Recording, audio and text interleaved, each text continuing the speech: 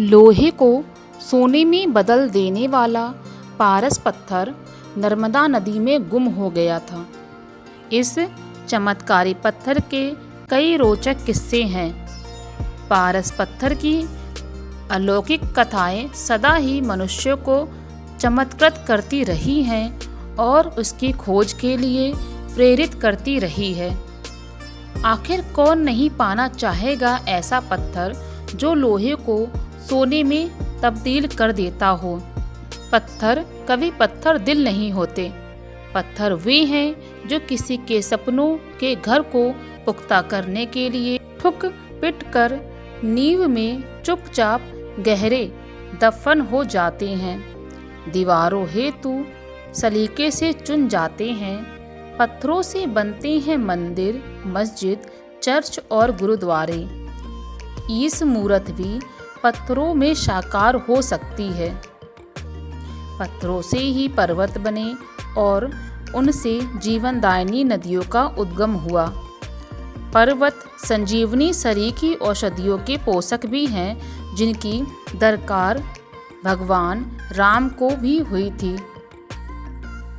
पत्थर गिरिराज भी हैं, जिसे तर्जनी पर धारण कर मुरलीधर ने ब्रजवासियों की रक्षा की थी।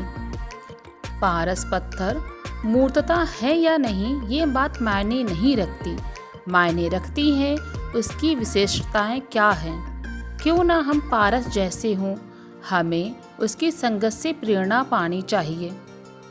पारस पत्थर के विषय में जो दंत कथाएं प्रचारित हैं वे तकरीबन एक जैसी हैं। स्थान भेद से कुछ भिन्नताएं आ गई हैं, तथापि उनमें मूल तत्व समान है। पहली कथा नर्मदा माँ के आंचल से आरंभ करते हैं, क्योंकि इसी के अतल जल में पारस होने की संभावनाएं प्रबल थी। चित्रकूट से दक्षिण दिशा की ओर जाते हुए श्री राम ने नर्मदा का लंघन नहीं किया था, अपितु अमरकंटक होते हुए गए थे। नर्मदा की जल राशि में अनूठे पारस के समा जाने की कहानी भी अनूठी है। यह किस्सा इस तरह है कि मांडू राज्य में एक घसियारा रहता था। एक बार वह जंगल में घास काट रहा था कि टन की आवाज के साथ उसके हंसिए का फाल सोने में तब्दील हो गया। हैरत में डूबा भोला भाला घसियारा उसे मंडल लोहार के पास पहुंचा और गुजारिश करने लगा कि इस हंसिए के बदले उसे लोहे का हंसिया दे दे। चतुर लोहार ने लोहे हंसिए के स्वर्ण में बदलने की कहानी सुनी और हंसिया बदलते हुए उस स्थान के बारे में पूरी तफ्तीश की। घसियारे के जाने के बाद मंडन वहां पहुंचा। लोहा के टुकड़े को स्पर्श कर थोड़े से प्रयास से ही करामती पत्थर हासिल कर लिया। जिसके पास पारस हो उसके तो वारे न्यारे होने ही थी। पारस ने लोहे को तो कंचन किया था, उसके साथ ही अपने स्वामी को भी निहाल कर दिया था। निस्वार्थ सेवा का ऐसा जज्बा पारस के अतिरिक्त और किसके पास हो सकता था। इसलिए सेवक और उसके सेवा भाव को परखिए और अपना जीवन भी सार्थक करिए। मंडल लोहार ने भी उस बदरूप पत्थर को पहचाना और उसे अंगीकार किया। आगे की कथा बताती है कि किसी के रूप रंग पर मत जाओ, उसके गुणों को पहचानिए। मंडल लोहार की एक बेटी थी। युवा हुई तो उसका ब्याह बुरहानपुर के राजकुमार से करने का प्रस्ताव भेजा। रिश्ता तय हुआ और यथा समय विवाह भी संपन्न हो गया।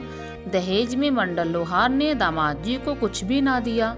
बड़े बेआबरू होकर तेरे कूचे से हम निकले वाली दशा में मंडल लोहार को कोसते हुए बारात दुल्हन को लेकर विदा हुई।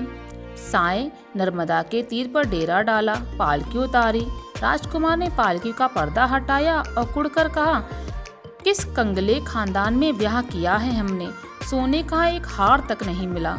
वधू मुस्कुराई और अपने आंचल की गांठ खोलकर एक बदरूप पत्थर निकालकर राजकुमार के हाथ में दे दिया।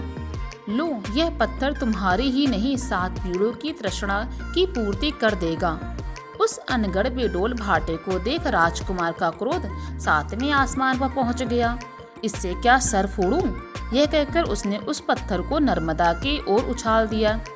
कुछ ही पलों में पत्थर नदी की गहराई में विलीन हो गया। W.H.G. होम्स ने अपनी पुस्तक the highlights of unknown India में इस बात को स्वीकारा है कि नर्मदा के गुलबकावली की प्रवाह के आसपास ही पारस पत्थर मौजूद है। वही मनुची भी नर्मदा में पारस पत्थर की बात स्वीकार करते हैं। हतप्रभ हो लोहार बाला बिलख पड़ी, हाय हाय तुमने ये कैसा गजब कर दिया। वह कोई साधारण पत्थर नहीं बल्कि पारस पत्थर था। उससे कितने ही मन सोना बना सकते थे। अपने अविवेक से उस अलौकिक पाषाण को खो देने के रंज में डूबे राजकुमार ने भरसक प्रयत्न किया उसे खोजने का।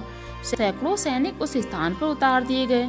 नदी के तल को खूब खंगाला गया, वह पाषाण खंड ना मिल सका। बस अफसोस रह गए। जहांगीर ने भी अपने अब्बा अकबर की दीवानगी का जिक्र जहांगीरनामा में इस प्रकार किया है।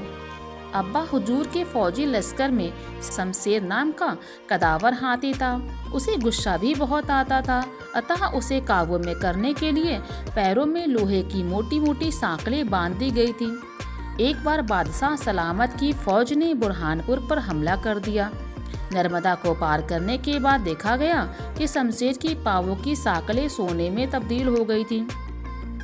अब्बा जान की फौज ने पलटकर नर्मदा के उस घाट को भालों और नेजों से छेद डाला, मगर वह करामती पत्थर हासिल ना हुआ।